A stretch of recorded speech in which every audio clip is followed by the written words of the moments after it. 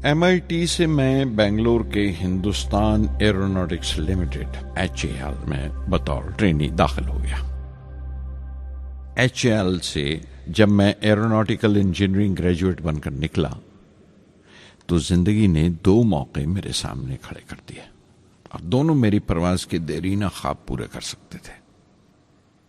एक मौका था एयरफोर्स का, दूसरा मिनिस्ट्री ऑफ डिफेंस में directorate of technical development and production का। मैंने दोनों में अर्जी भेज दी और बैक वक्त दोनों से इंटरव्यू का बुलावा आ गया।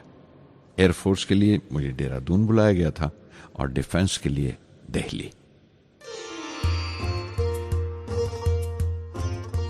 मेरे दोनों मुकाम 2000 किलोमीटर के फासले पर थे। ये पहला मौका था मेरा अपने वसी और विराट वतन को देखने का। खिड़की पर बैठा मैं इस देश की सरजमीन को पांव तले से बहता हुआ देख रहा था। हैरान था कि उत्तर की तरफ सफर करते हुए एक ही मुल्क का लैंडस्केप कैसे बदलता चला जाता है। मैं एक हफ्ता दिल्ली में ठहरा, डिफेंस मिनिस्ट्री का इंटरव्यू दिया। इंटरव्यू अच्छा हुआ था। वहां से मैं देहरादून गया एयरफोर्स सिलेक्शन बोर्ड के इंटरव्यू के लिए। 25 उम्मीदवारों में मैं 9वें नंबर पर आया। मेरा दिल बैठ गया, बहुत मायूस हुआ और कई दिन तक अफसोस रहा कि एयरफोर्स में जाने का मौका मेरे हाथ से निकल गया।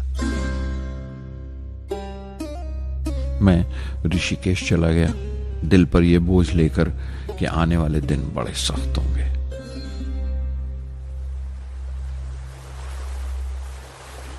गंगा में स्नान किया और फिर चलता हुआ पास की पहाड़ी पर शिवानंद आश्रम तक पहुंच गया। स्वामी शिवानंद से भेंट हुई। देखने में बिल्कुल गौतम बुद्ध लगते थे। सफेद दूधिया धोती और पांव में लकड़ी की खड़ाऊ। उनकी बच्चों सी मासूम मुस्कान और सादा दिली देखकर बहुत प्रभावित हुआ मैंने बताया उन्हें कैसे मैं इंडियन एयरफोर्स में भर्ती होने से रह गया और मेरी कितनी शदीद ख्वाहिश थी आसमानों में उड़ने की, परवास करने की।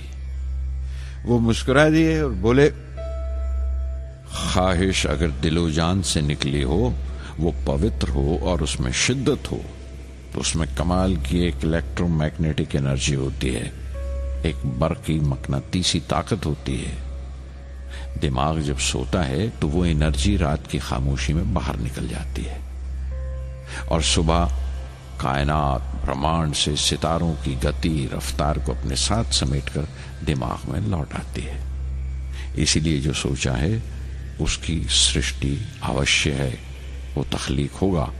तुम विश्वास करो इस अजली बंधन पर, इस वचन पर कि सूरज फिर लौटेगा, बाहर फिर से आएगी। मैं दिल्ली लौट आया, डिफेंस से अपना इंटरव्यू का नतीजा दरियाफ्त किया।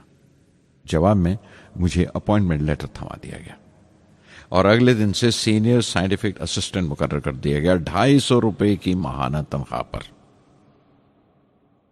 3 साल गुजर गए।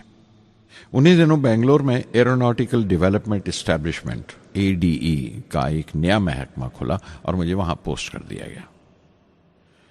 बेंगलोर कानपुर से बिल्कुल मुख्तलिफ शहर था। मैं अपने डायरेक्टरेट की पोस्टिंग का पहला साल वहां गुजार चुका था।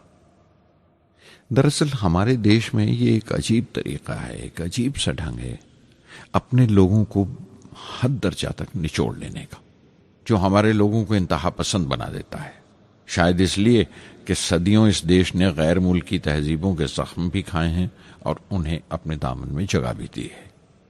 अलग अलग हुक्मरानों से वफा करते करते हम अपनी हैसियत, अपनी यकताई खो बैठे हैं। बल्कि हमने एक और ही किस्म की खूबी पैदा कर ली है कि एक ही वक्त में रहम दिल भी हैं और बेरहम भी, हसास भी हैं और बेहिस भी। जितने गहरे हैं उतने ही सतही।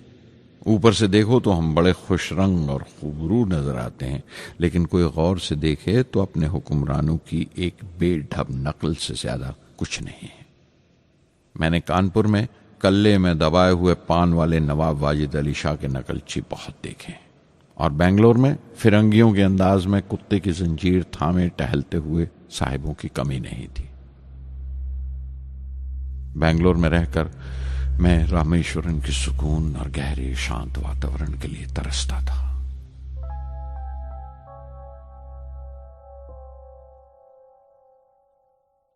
पहले साल तो एडी में कोई ज्यादा काम नहीं था। एक प्रोजेक्ट टीम बनाई थी कि 3 सालों में एक स्वदेशी हॉवरक्राफ्ट तैयार करें, और वो वक्त से पहले तैयार हो गया।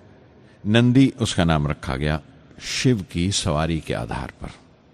उसका डिजाइन हमारी उम्मीद से ज्यादा अच्छा था, लेकिन मैं सख्त मायूस हुआ जब आपसी कंट्रोवर्सीज की बिना पर सारा प्रोजेक्ट बालाए ताक रख दिया गया, बंद कर दिया गया।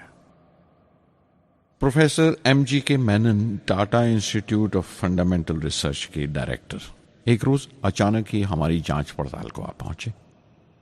नंदी का जिक्र निकला। मुझसे पूछताछ करते हुए उन्होंने ख्वाहिश जाहिर की एक 10 मिनट की उड़ान के लिए।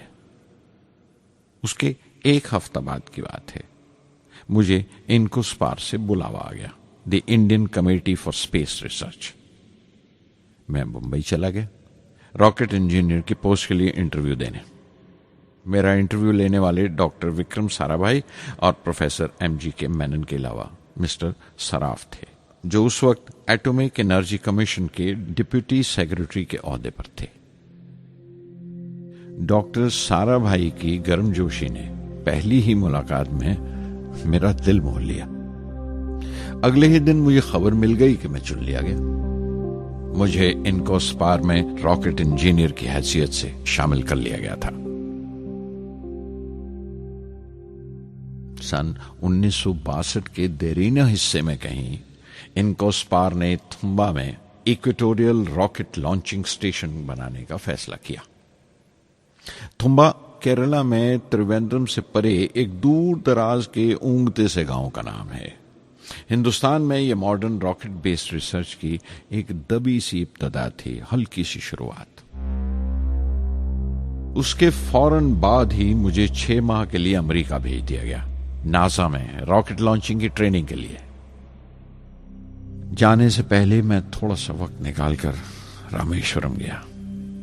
मेरे अब्बा मेरी इस कामयाबी के लिए बहुत खुश हुए और मुझे उसी मस्जिद में ले जाकर शुक्राने की नमाज अदा की।